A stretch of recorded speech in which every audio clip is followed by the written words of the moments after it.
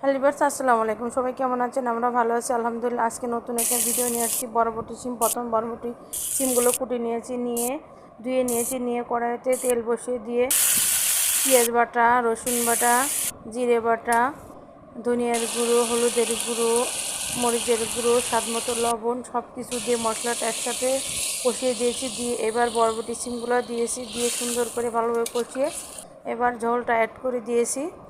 দিয়ে এবার ভেজে রাখা মাছগুলো দিয়ে দেব। দিয়ে যখন ঝোলটা কমে যাবে তখন আমরা নামিয়ে নিব। এত টেস্টি আর এত সুস্বাদু। এভাবে আপনারা যদি বাসায় বরবটি সিম কাতলা মাছ রান্না করেন, খুবই লোভনীয়, খুবই টেস্টি। আর আমি চুলায় রান্না করি, এই জন্য একটু ধোঁয়া হয়ে যায়, আপনারা মনে কিছু করবেন না। গ্রামের বাড়িতে চুলায় রান্না করতে হয়। দেখেন কতটা লোভনীয়। নামানোর পরে একটু জিরের গুঁড়ো দিয়ে দেবেন, ফ্লেভারটা সুন্দর আসবে, খেতে ভালো লাগবে। ভালো